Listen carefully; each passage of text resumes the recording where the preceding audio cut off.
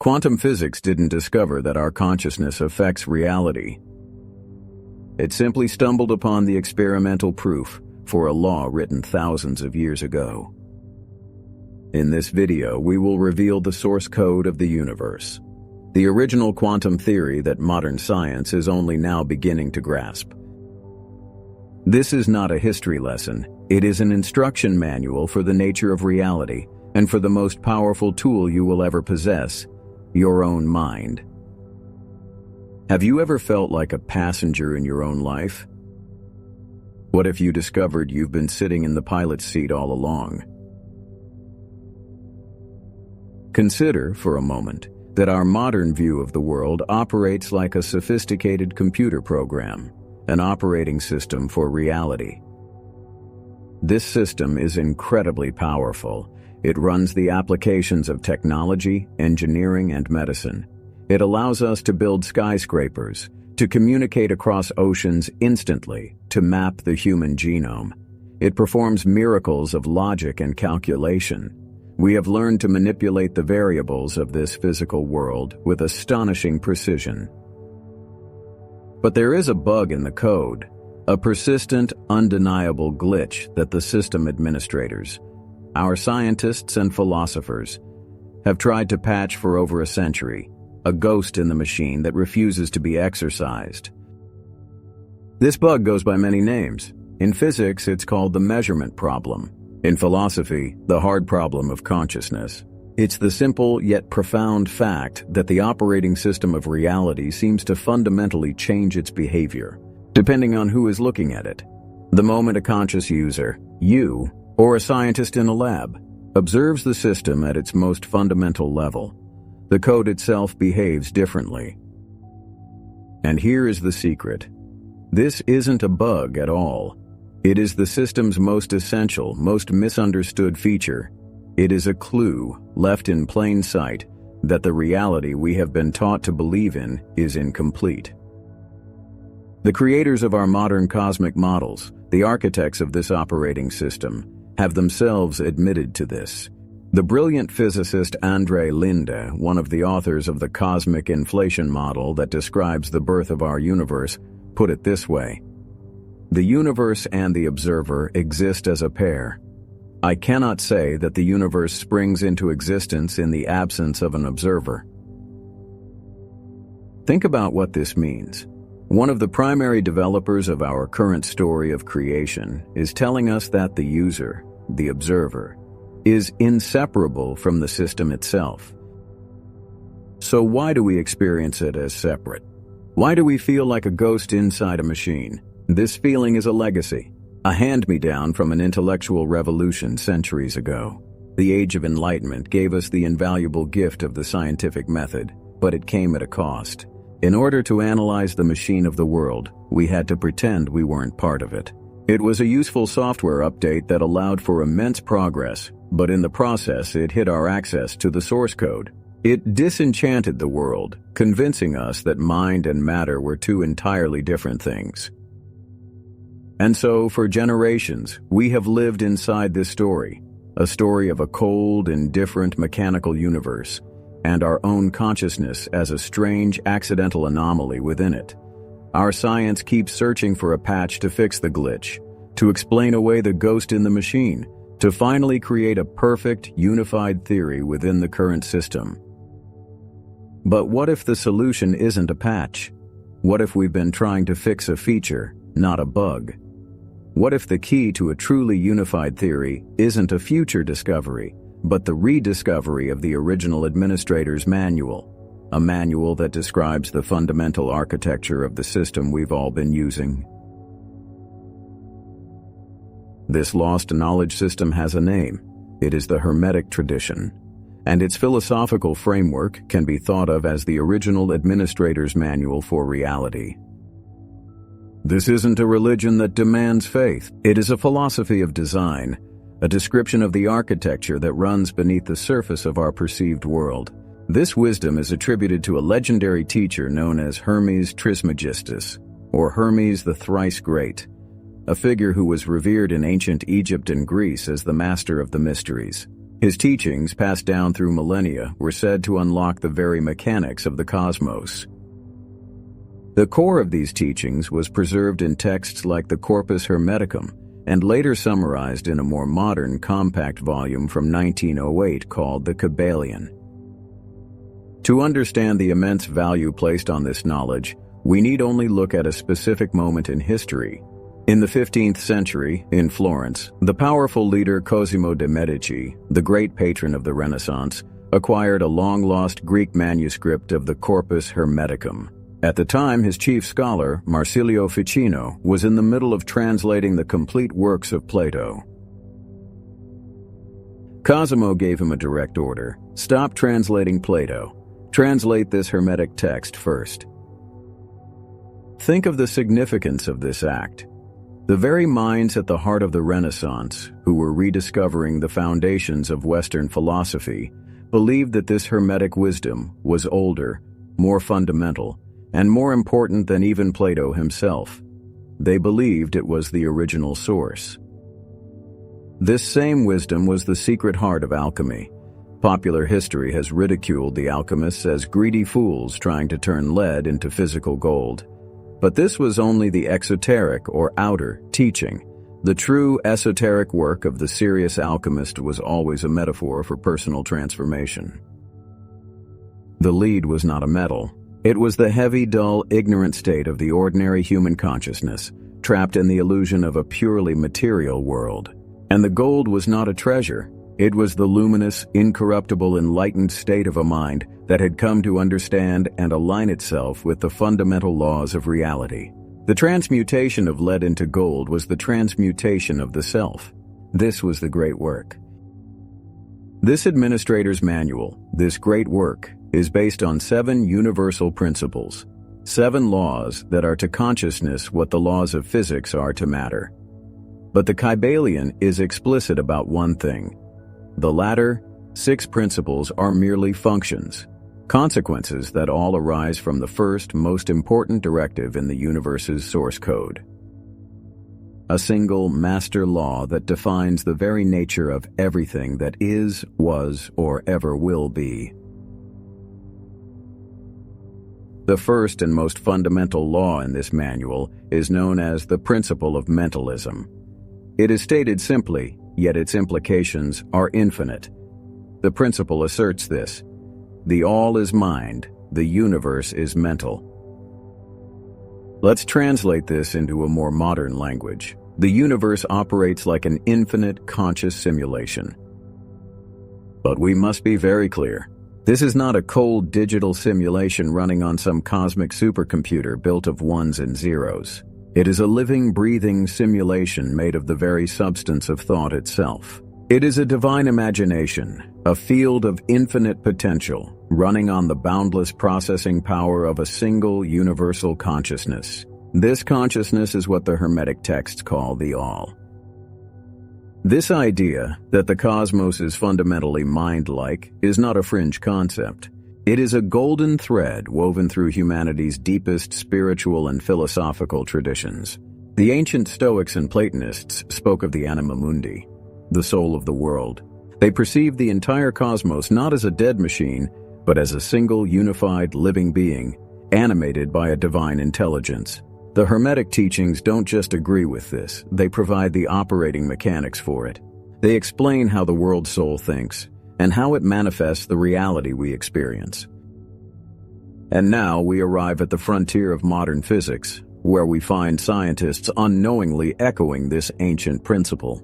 The legendary physicist John Wheeler, who coined the term black hole, proposed a radical idea he called it from bit. He suggested that every it, every physical object, every particle, every galaxy, derives its very existence from a non-physical source, from a bit, which represents an answer to a yes or no question, a piece of pure information. This is the core of our new metaphor. The physical reality we perceive is the final rendering. It is the graphical output of an underlying informational code. Just as a character in the most advanced virtual reality game has no awareness that its world, its body, and its laws of physics are all made of code, We too have been living under the assumption that this physical rendering is the only thing that is real.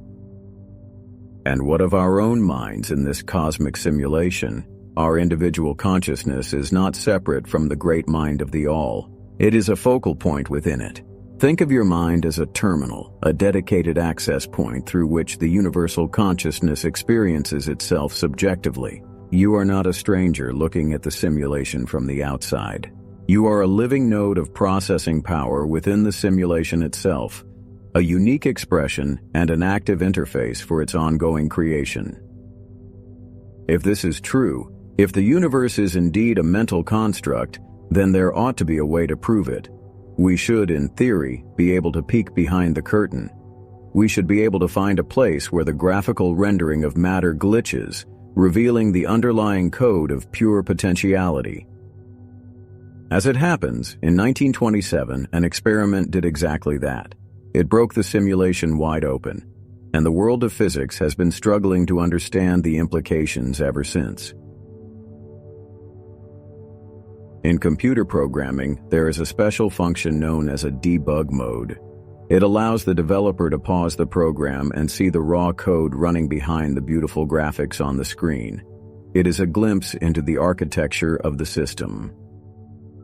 The famous double-slit experiment is humanity's accidental discovery of the universe's debug mode. The experiment is simple in its design. Scientists fire tiny particles, like electrons, one by one, at a barrier with two vertical slits in it. On the other side is a screen that records where each electron lands.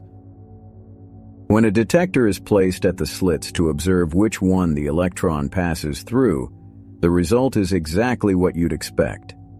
The electrons act like tiny solid pellets, piling up in two distinct lines on the screen behind the slits. The graphic is rendered as normal. A particle is a particle. But when the detectors are removed, when no one is looking, something impossible happens. The electron ceases to be a single solid object. It behaves like a wave of pure potential. It simultaneously passes through both slits, interferes with itself, and creates a pattern on the screen not of two lines, but of many, just like ripples in a pond. The electron refuses to commit to a single reality. It remains a ghostly smear of pure possibility until the moment it is observed. The act of conscious observation is the command that forces the unrendered code of potential to collapse into the rendered graphic of a physical event. And if you think this is just a strange quirk from a century ago, you must know this is now a repeatedly studied phenomenon. Dr. Dean Radin, chief scientist at the Institute of Noetic Sciences, has published multiple peer-reviewed experiments that isolate this very effect. His rigorous research demonstrates, to a high degree of statistical significance, that focused human intention alone can directly influence the wave pattern. To be perfectly clear, the focused mind of a person in one room can demonstrably alter the physical reality of an experiment happening in another. This is no longer philosophy. This is physics. Let this sink in. Modern science is demonstrating, under controlled conditions, that our consciousness can interact with and influence the very fabric of physical reality. And here we must pause and ask the most important question. Is it possible that what we call the weirdness of quantum mechanics is not weird at all? What if this behavior is precisely what we would expect to see if the universe's foundational premise, the Hermetic Principle of Mentalism, were true? If reality is a mental construct, then of course its fundamental building blocks would exist as pure thought, as pure potential, until a focused mind, an individual point of view, observes them into a single concrete experience. The science isn't proving that reality is strange. It is proving that the ancient Hermetic premise was correct all along. This brings us to a profound reflection. Perhaps what we call an unbreakable law of physics is, in fact, a deeply ingrained habit of the universal mind, a pattern of thought so consistent that it has become the stable, predictable framework of our shared reality. Until now, We have been speaking of electrons and experiments, of particles in a laboratory. But what does this mean for you, for your life, your experiences, your limitations, and your potential? The answer to that question reveals the greatest paradigm shift of all. It is the secret to moving from a simple player in the game to a conscious developer of your own experience. To understand this paradigm shift in your own life, we must adopt a new, more accurate metaphor for reality.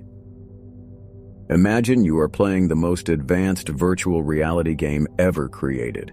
For your entire life, you have believed that you are the character on the screen, the avatar. You feel its sensations. You are bound by its limitations. You move through a world with pre-written rules and a physics engine you cannot break. You identify completely with this character, its story, its struggles, its fate. This is the normal human experience, the feeling of being a person in a world. But the observer effect, and the principle of mentalism it validates, is the game's greatest secret, a truth hidden in plain sight, waiting for the player to discover it. And the truth is this: you are not the avatar, you are the player. Your pure, essential consciousness is not the character on the screen, subject to the whims of the game. It is the intelligence sitting outside the game, holding the controller, wearing the headset.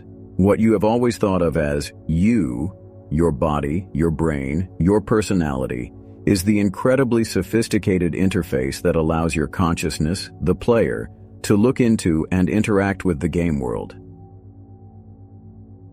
Your brain is not the source of your mind. Your brain and your senses are the biological headset and controller that translate the game's data into experience and translate your intentions into the avatar's actions. Your consciousness is not in your head. It is experiencing this reality through your head. And suddenly, the great mystery of quantum physics becomes perfectly logical. Of course, the game world changes based on observation. It has to. The game only renders in detail where the player is looking. The unobserved electron, existing as a wave of pure potential, is the part of the game world that is unrendered, existing only as latent code. The observed electron, which collapses into a single particle at a single location, is the part of the world that has been instantly rendered because the player, you, focused your attention upon it. This is the moment of liberation. This is the red pill. The deep feeling of powerlessness that so many of us carry through life is the result of a profound case of mistaken identity. We have forgotten that we are the player and have come to believe we are only the avatar. We suffer because we try to solve all our problems from within the game, bound by its apparent rules, without ever realizing the true nature of our own power.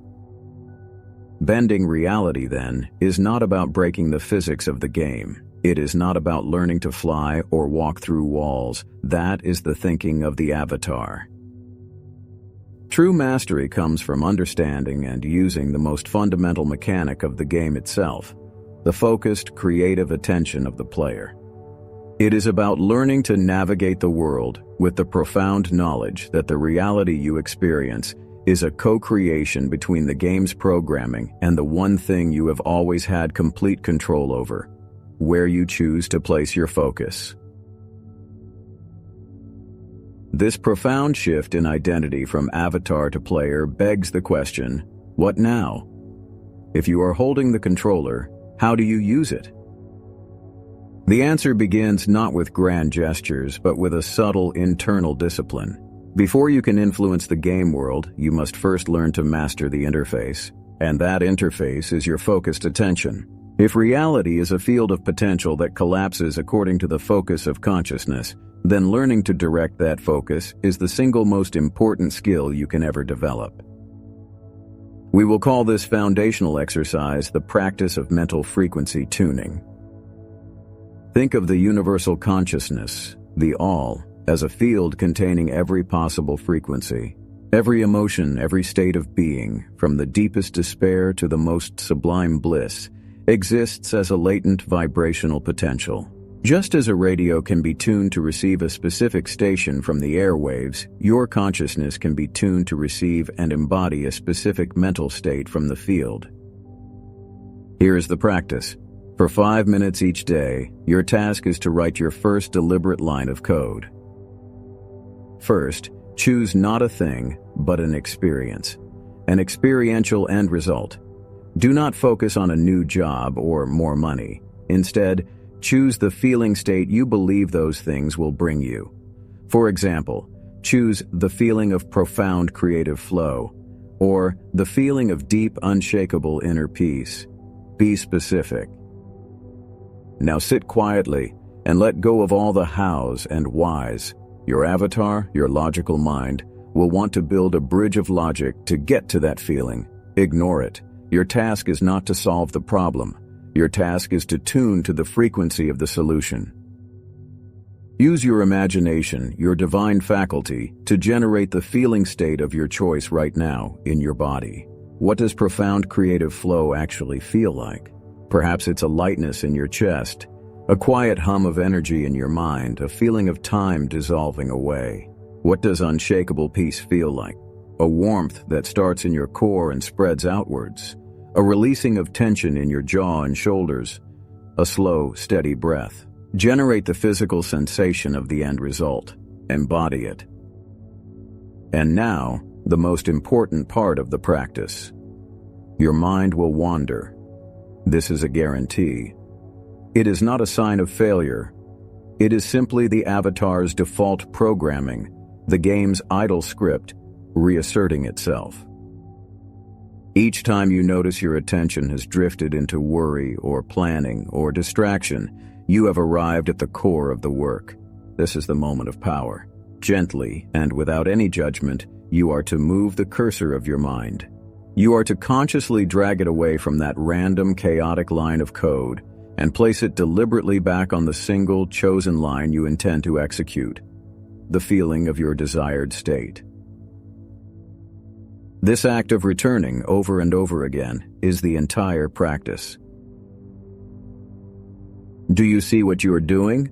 This is not a passive relaxation exercise. It is an active workout. With each gentle return to focus, you are strengthening the most important muscle you possess, the muscle of the conscious observer. You are overriding the avatar's default programming with a new chosen directive. You are moving from being a program run by circumstance to becoming a programmer of your own inner state. This is the foundation. This is the first lesson in the language of the cosmos. Before you can compose a symphony, you must first learn to hold a single, perfect, unwavering note. Today we have traveled from the frontiers of modern physics to the heart of ancient wisdom, and we have found that they are telling the exact same story. We discovered that the most baffling mystery of science, the fact that consciousness shapes the nature of physical reality, was the foundational cornerstone of a forgotten philosophy. We have learned that the universe is not an uncaring machine in which we are an accidental ghost. It is a living, breathing mental creation, a divine mind. And that mind is not separate from you. You are an inseparable part of its process.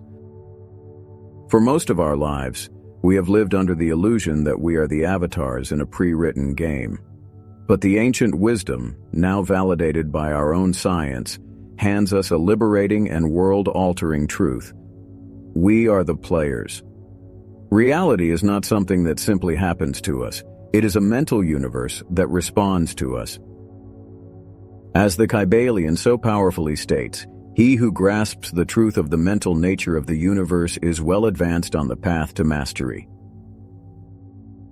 So, you leave this video with a new question, a question that changes everything. The old question, the question of the avatar, was, what will the universe do for me? Or, what will happen to me next? The new question, the question of the player, is this: where will I choose to place my focus right now? Now, we invite you to join the conversation. In the comments below, answer this one question. What is the first frequency you are going to begin tuning into in your own life? Your answer is a declaration, and your journey inspires us all. If you are ready to exit spectator mode and step into your role as a conscious architect of reality, then subscribe to Mystic Sages. Join our community as we continue to unlock these profound mysteries together.